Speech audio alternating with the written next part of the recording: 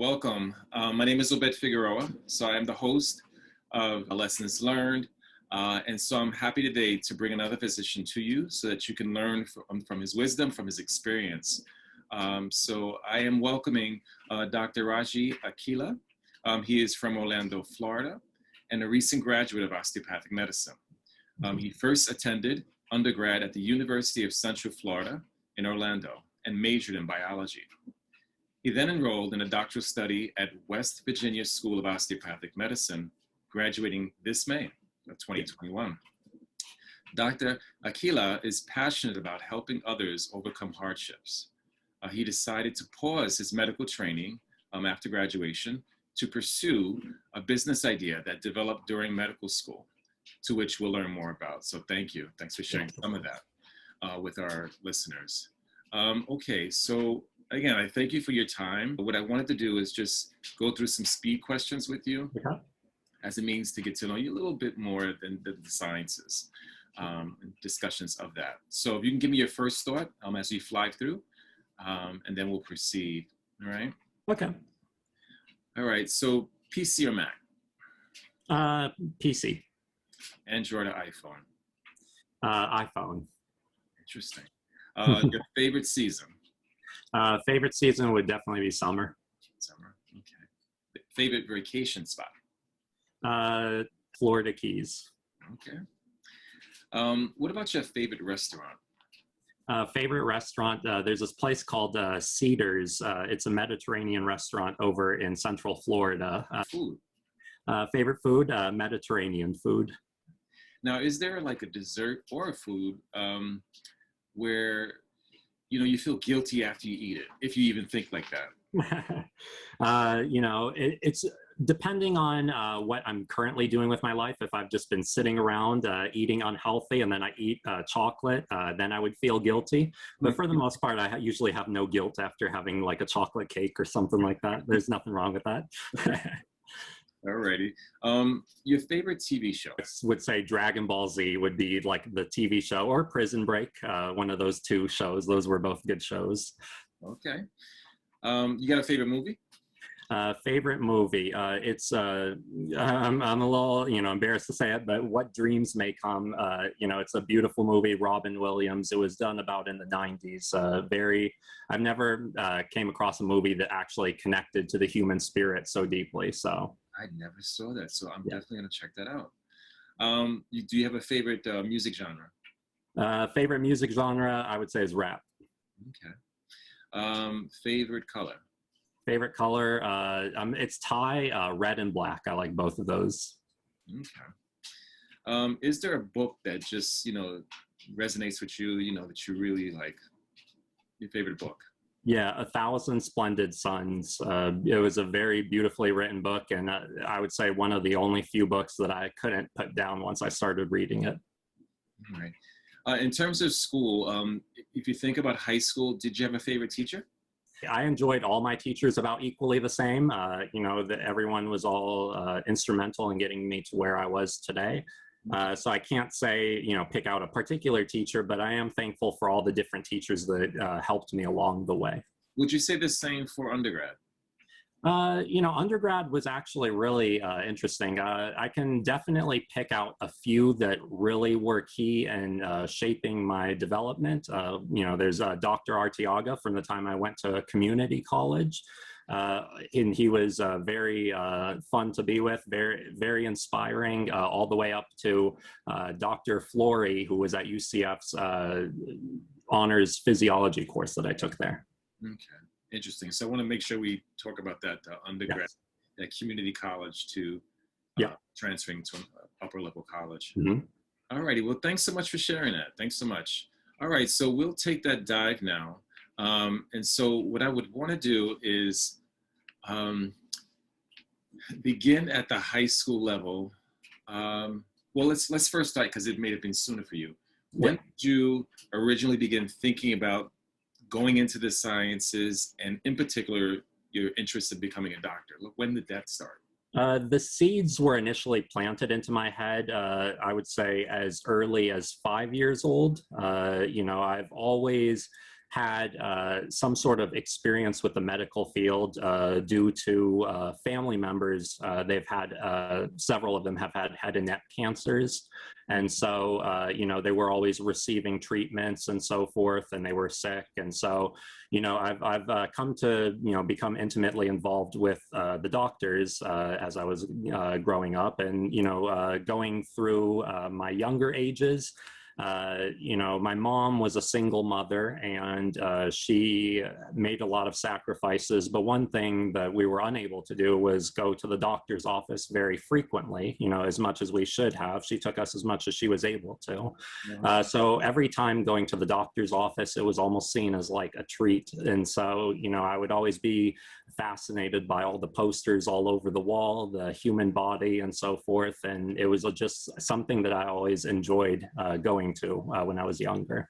Okay.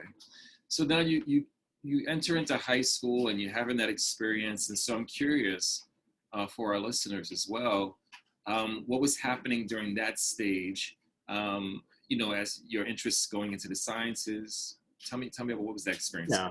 So, you know, I wish I could say that, you know, I followed the traditional cookie cutter role of what a potential pre-med would look like. But I would say during my high school years, I was a little bit rebellious, you know, and we all go through those phases as we get older and we learn from them and so forth. Yeah. My mom was very key on shaping me into the person that I would become. And I did get actively involved with the community, and I took up coaching for baseball, which was something that really brought passion to me, helping the children in the community and everything get much better at a sport that I was really passionate about at the time. So I took some time in that. And I also was fascinated by the anatomy course we had. We had to dissect cats. And, you know, me being a cat person, of course, it was naturally hard to do that at first. But, you know, it was just so fascinating how the body, you know, in this case, a cat, you know, was so interconnected with different parts of it. And, you know, it all fit this mold to create a functioning unit. And so that is something that I definitely was fascinated about during high school. So I'm curious now, at that stage, since, you know, you were, you know, doing anatomy on animals, were you conspiratory with the idea of going into vet medicine? You know, I've always had a passion with animals and cats in particular, but you know, I don't think I could do it. You know, you know, with medicine, at least you're getting feedback on some level. You know, almost from a pet, it's not like you can sit down and have a conversation what brought them in today. So that is one of the things that I know I probably couldn't do on that end. So I give a lot of props to vets. Now that's interesting, and I'm glad you shared that. There are probably some people thinking about that. Yes. Okay, so preparing to go into undergrad, like what was that like? You know, how did you get your supports to go into undergrad? And yes. So with undergrad, you know, I was working through high school, just getting into undergrad, and I managed to get me a scholarship. And so thankfully, you know, with finances being a little bit tight during that time, you know, I decided to go the community college route. And thankfully, the scholarship that I had covered pretty much the fees associated with tuition to go that route. So, you know, it made sense.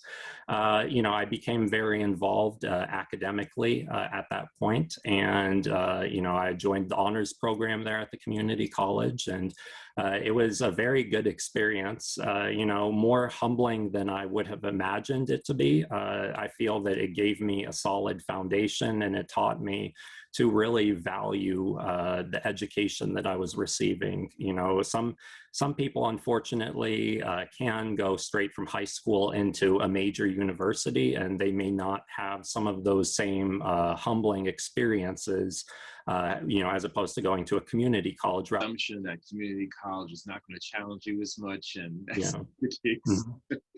But would you say that, I think this is fair to say that a community college experiences will not be as large as a university, right? So you can get more intimacy and have a smaller environment to dig in. Yes, and that's what I liked about that in particular is because in classes that I've gone from community college, we had like 20 students in the class roughly, which is more traditional to what students are used to coming from high school immediately. So, you know, it's a little bit more warming and welcoming. Right. You know, when I went to UCF, class sizes were easily 200 plus. And so, yeah, it was very easy to be seen as a number in a sea of faces, you know, when you go to class. Yeah, I would imagine. I would imagine it's a smart move. Yes. And for you. Okay, so you go through the community college experience, and now you are walking into your university. Yeah. So you felt prepared. You felt Yeah. prepared to go in when you started. How was that experience, that transition for you? Yeah, it was actually, you know, pretty, you know, it felt like I was actually prepared well because I was already used to a bit of a higher workload than high school level. I was used to more accountability in terms of my assignments and being forth on time. And, you know, it really did help me kind of, you know, mold going from being carefree, as you would say, in high school to developing a set of routines and responsibilities and community college, transitioning it to UCF, where, you know, I already felt like I was just utilizing the same habits and, you know, methods that I had done in at the community college level. And it helped me out tremendously when I got to UCF. Now, when you're doing your undergrad at the university, I'm wondering when you started to engage in the subject matters at that level, right? Because now we're talking about your third year in the university. Was there any subjects in particular that challenged you? You know, I would say that a real challenge was the anatomy course that we had. We had a professor, his name was Dr. Sam. Everybody loved him over there at the University of Central Florida. He also taught the same exact course to medical students in medical school. So he was teaching us at the same level that a medical school would be taught at for anatomy. So naturally, there was a lot more workload involved with that, but I honestly feel that it prepared me for medical school anatomy when it came time to that topic. So, you know, it was I would say that was the challenge, but, you know, of course I pulled through. And of course, one of the courses that students will find challenging, not necessarily from a content perspective, but more so maybe time-wise, as it came to exams, was biochemistry. You know, I always saw biochemistry as like a biology, chemistry, art class. And, you know, I would say from the second, we had like 50 minutes time to take a test. From the second the class started to almost right up to the end of the class, it was nonstop scribbling, writing, you know, just to make sure that the test was complete before the time ended. So. Yeah, that's a good course too. Well, I'm not going to say it as if I took it. I'm going to say it has a person in that has assembled the committees. When the committees see that biochem, they like that. They like Yes. that's definitely a good one when the students are ready to take that. Mm-hmm. So from community college to the university, in the university experience, did you have to adjust in terms of working in groups, or you kind of stayed with I mean, how was your studying skills and what patterns did you have? Yeah, so you know, naturally, I like when it comes to studying and really retaining information very well. I study independently for the most part. Of course, there were courses where I worked with groups and teams to get topics. Some of the courses, for instance, that I worked more in a group setting would be things like organic chemistry, or mammalogy was another course that I took. And so, there were some courses where it just made more sense to be in a group setting and, versus individual. But for the most part, I stayed individual just because, that was my preference and my learning style in terms of that. So. Mm-hmm, mm-hmm. Okay. No, everybody's different. Yeah. Mm-hmm. I wish there was one cookie cutter, but it really Yes. is. Now, I guess for us to dig deeper into terms of when you're challenged, for you, when you experience the challenges, in any subject you decide to discuss, what did you do to make make the changes so that you were successful? Think of the challenge you had. So let's say, for instance, organic chemistry. That traditionally gives students a little bit of trouble, in undergraduate level. I would say that I took the organic chemistry with a professor that was known to be very hard, but you would actually learn the material versus, because I was looking to prepare myself for the upcoming MCAT. So I wanted to ensure that I had a very solid foundation in organic chemistry. Very uncommon for the class averages to be maybe in the 50s, if not 60s to 70s. And then, of course, after the standardized bell curve, more people passed the exam. But, it was definitely something very challenging. I would say that that is the only C that I managed to get during my time in undergraduate.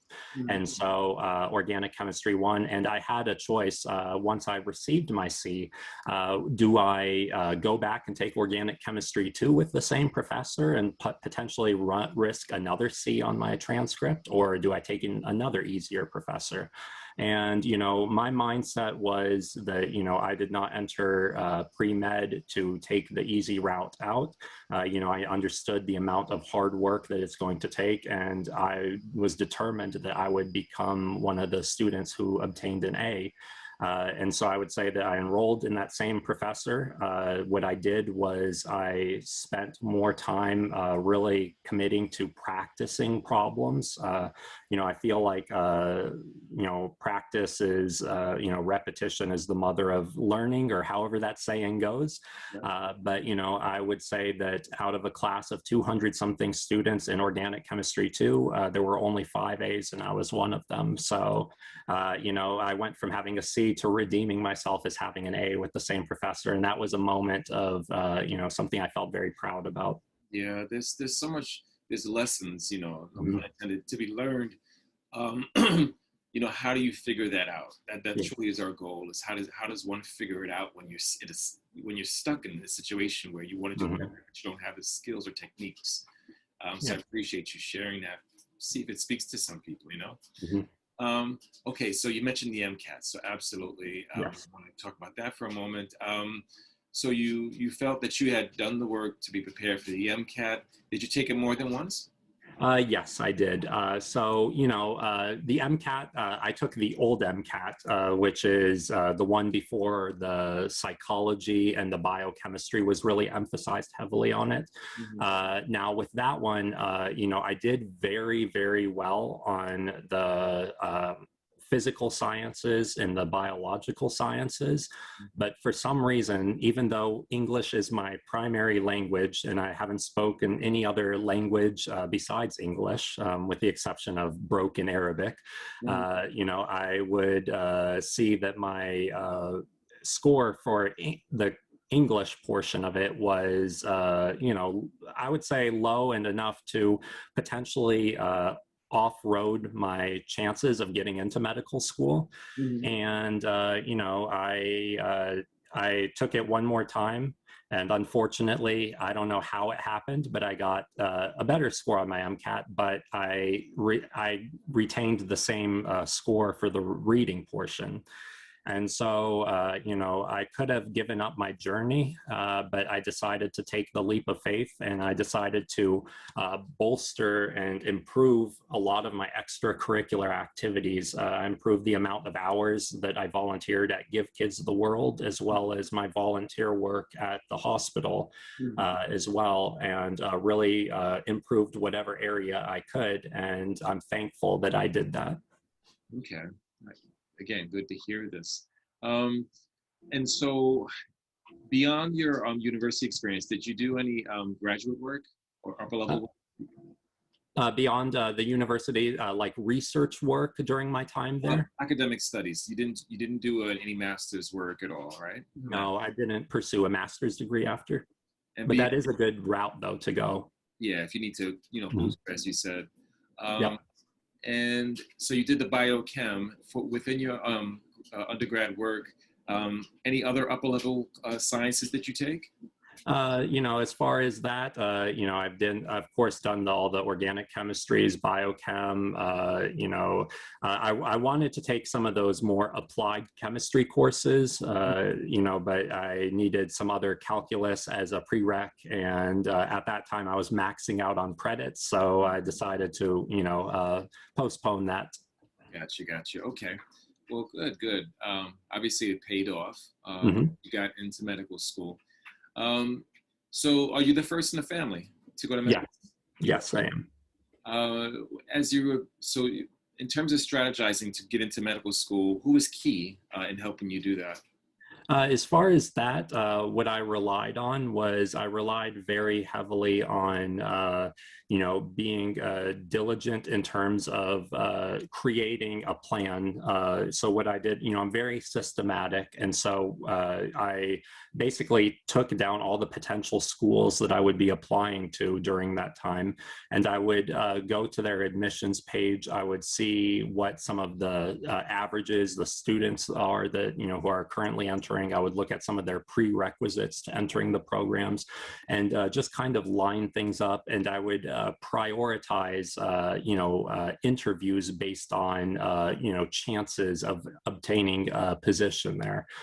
So I was very, very type A when it came to that, and creating a plan for that. I think it's very important. But one thing that I would caution you on is there is this website called Student Doctor Network. I don't know if you've heard. Are you familiar with it?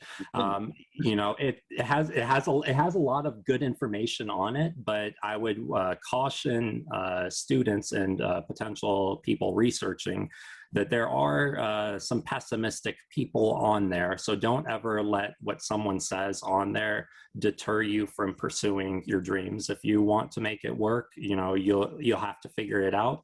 But don't ever let anyone cut your dreams down on any of those websites. Yeah, it's there from their perspective, Yep. So you can see it from that angle. Yeah. Okay, so you get into medical school, your family must be like busting, like, oh my gosh. Yeah. I'm extremely proud, I'm sure. So how was that experience, going into medical school the first year? How was that transition?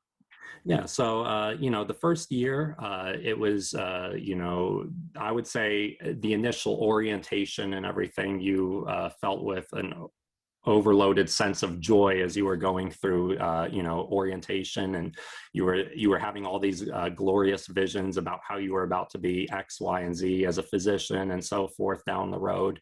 And so I would say it's very easy to imagine that the level at which you were doing it in undergraduate would be sufficient to match what is needed in medical school.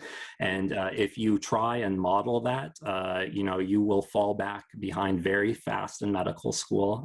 What some of the people said is, we're used to drinking from a water fountain, but medical school is like drinking from a fire hose. So, you got to get used to a lot of information coming at you. And it's very good. What I would recommend is to know your study habits, I would say, on day one. So that way, you're not caught off guard when you start getting overloaded with information. No, very, very good advice. And so again, did you change your studying skills when you were in medical school? How did you change it? Yeah. So, one thing that I tried doing was I would hear from students that, you need to have X, Y, and Z resource. And I kind of drifted away and just started grabbing every resource that I could potentially study, thinking that, hey, if I have this resource with me, I will succeed in medical school. But I found myself getting very overloaded, resource overload. And that's a trap that's very easy to fall into medical school. I would say it's a good idea to pick out a few key resources that are very good. Some of the key resources that I would highly recommend, looking into, if not before medical school, even after you enter medical school, there's a few online med-ed is very well known for their education. AMBOSS is another company that's doing very well, and Osmosis Medical. Those three companies, those platforms, are absolutely brilliant in the information that they convey for medical students. Awesome. All right. So again, congratulations, because you graduated.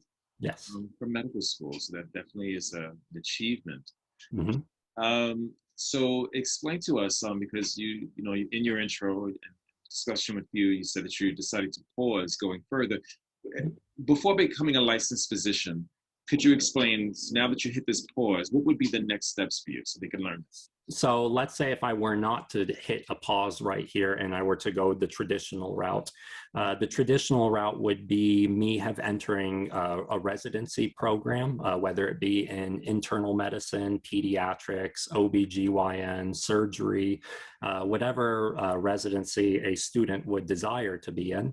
And, of course, during the time from graduation of medical school to the start of your residency program, it's very easy to, kind of fall behind.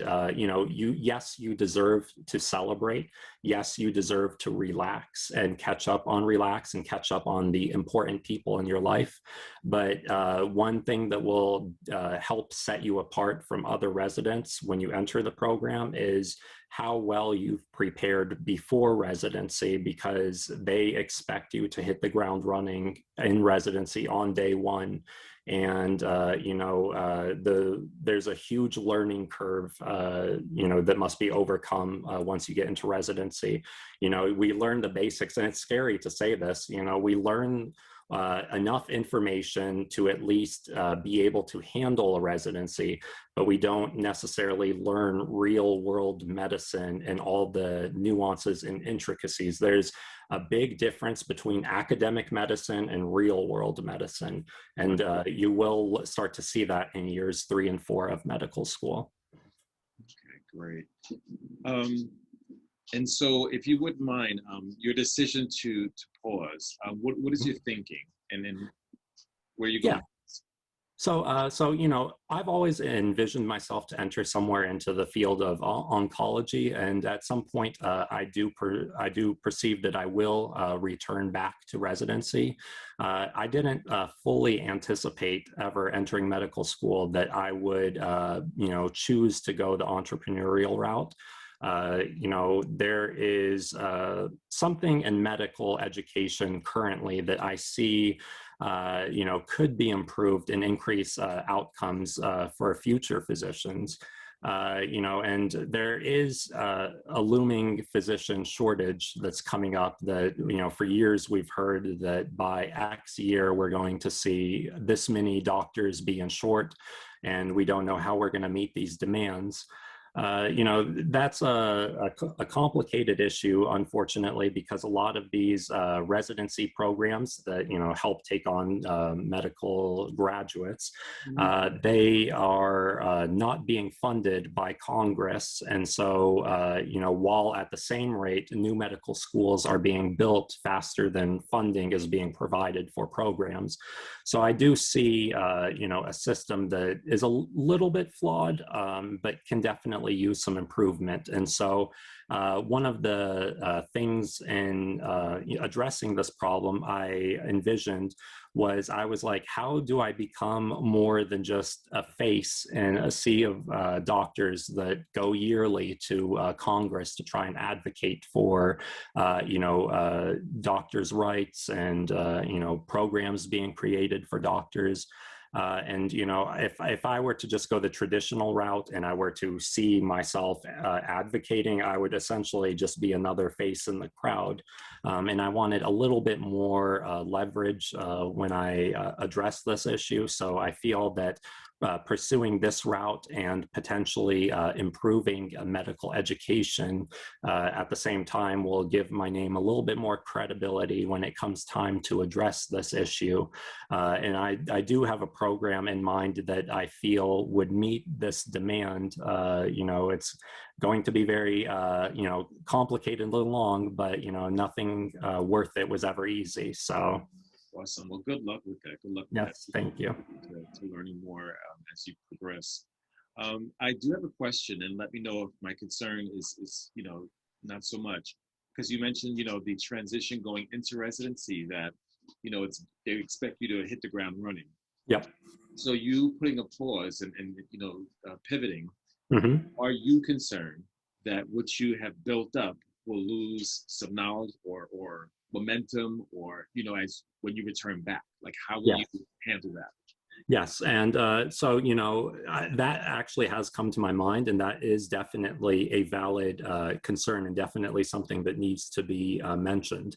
The information that we obtain during our medical education is extremely valuable. Obviously, tuition rates would support that, and why the amount of work we put in. And so, I feel that if anyone were to ever decide to pursue, a different path than the traditional path, and would, follow my model, for instance, if you ever develop, the entrepreneurial bug, or if, there is something in life has come up that makes you want to take a different path than what everyone takes, always reevaluate where your true passions are in making that decision. And, ask yourself genuinely, do you see yourself returning back to, the position that you were once at after you complete whatever, you have set out to do? And if so, you need to create a very regimented system such that it allows you to retain your skills. Some things that you could do is you could volunteer your work, at another doctor's office. You could work with other doctors, of course, under their supervision. You wouldn't necessarily be practicing independently, but it would be something that would allow you to keep your clinical skills sharp, while at the same time helping your community as well. And then, that's always something to consider. So what I anticipate that I will be doing, I'm going to definitely maintain a very regimented study schedule, such that I'll be keeping a lot of these core, guidelines and so forth in mind as I move forward. And I definitely plan on working on my clinical skills, in a doctor's office as well, prior to going back into, residency and so forth. Now, if you can share with me, because it's beyond my scope, what are the rules for you when you make this such a pivot? Is there a timeline that you have to get back into residency, or begin it? Yeah, I believe there is a timeline. I can't throw out an exact number, but currently, as I went through my board exams, there are essentially three steps that you have to take in your boards. And so I've taken the first two boards, and then by the time you enter in residency, roughly within that first year, the residencies like to see step 3 taken. Once you complete step 3, you become fully licensed as a physician, and then of course then you become board certified after completing your residency and receiving the training and completing the certification. I believe there is a time period between step 2 and step 3 that you must complete it and be credentialed in that time. So I, graduating medical school, have the ability, regardless if I, am not in a residency program or if I am, to take step 3. And for the most part, a lot of it is like step 2, so I would say that if you are feeling sharp in your step 2 knowledge, definitely go through question banks. Question banks are very key in, increasing your preparedness for an exam. And so, just carry it on. And I do anticipate that I will study for step 3 in the near future as well. And just to get that out of the way. So that way, when I come to residency, I'll be more competitive, as that will be something they won't have to worry about me passing during their program. Gotcha. Wow, such valuable information. Um, so, I mean, with you, with your unique background, culturally as well, have you found anything interesting in your journey as a result to your cultural background? Are you fluent in more than one language? Have you used that? Has that been an asset to you, or just your, cultural experience? Has that been an asset to you? Yeah, now, as far as that goes, I am half Palestinian, quarter German, quarter Irish. So I always describe myself as being a mutt. But, as I was going through medical training, I noticed that, it's a little unfortunate with today's times, but there is, some stereotypes, against Middle Eastern people. And some people are not as tolerant of someone who's potentially has a more quote like American name versus Raji. But I would say that I did come to a point during my clinical years where I was on a rotation, and the family was very happy to see me and so forth, and very friendly. And I guess because of my appearance, I come across as having, a potentially white person's name, not Raji or anything like that. And so, when they read the name badge on me, their entire attitude changed. And during that time, they called me a towel head. And so, you have to, during these moments, they can be particularly trying. I've heard of several students, be called names during their program. Lots of things, done towards students. You have to realize that you have worked very hard to get to where you are at currently. And my mindset was, of course, I was initially shocked when that incident occurred. But what I decided to do was take the higher road in that situation. They had a daughter who, was very young, and she was, curious about, the stethoscope and so forth. And so instead of reacting to the parents and what they said, I actually, got down on my knee and gave the girl my stethoscope, and she wanted to take a listen and stuff. And so I let her listen to my heart, and then I let her listen to her heart. And, I asked her what she wanted to do, and she said she wanted to be a veterinarian. And, I said, the thing that you are currently hearing in the stethoscope is what is keeping you alive. And just like what's keeping you alive is the same thing that's keeping your pets alive too at home. And so she was very fascinated by this, and it was an experience. And to be honest, I think after that experience, the parents were taken back by it. And I had the potential to blow up at them or say something smart back, or but you have to realize these people, can potentially learn from you how you react to them. And, sometimes it comes from a place of ignorance.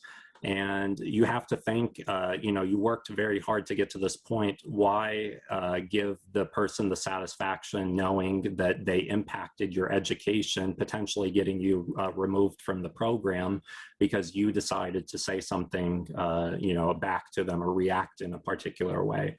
So you always have to value the progress you have made, while at the same time always remembering to take the high road. That's one of the challenges of being a physician. You are going to have a lot of situations that push you to the brink and really challenge you as an individual, but you always have to be the one that takes the higher road in the situation always. So Yeah, no, that was such a powerful experience to share. And yeah. Everyone, decides to take have a response in which they feel comfortable, right? So I'm listening to yours, and what really stood out to me is reaching out to the child. You made an impact on that child that went past their parents. Yes. And their parents saw that. Yeah. I don't know if that was really, it just probably naturally rolled out of you, but if that was intentional, that was beautiful. Yeah. And she could see that you're a human, just like she's a human, and whatever other stuff she's hearing, you went way past that. Yes. So wow, I really am grateful to have heard that. Okay, so if you were to talk to your younger self, what would you want to say? I would say, quit being so hard on yourself. Yes, you are filled with all these doubts. You're filled with all these worries. You don't know what the future is going to hold. You don't think you're good enough to be, in medical school. I would say to take a step back, take in the accomplishments that you have achieved thus far, and remind yourself every day that, you are capable of making it, and you are capable of whatever you put yourself to. Don't ever give up on your dream. So. Oh, thanks, man. Thank you. All right, Dr. Akileh, thank you so much. Thank you so much for spending this time with us. So this concludes the session, and I'm really grateful. And guys, we'll see you again next week. Thank you.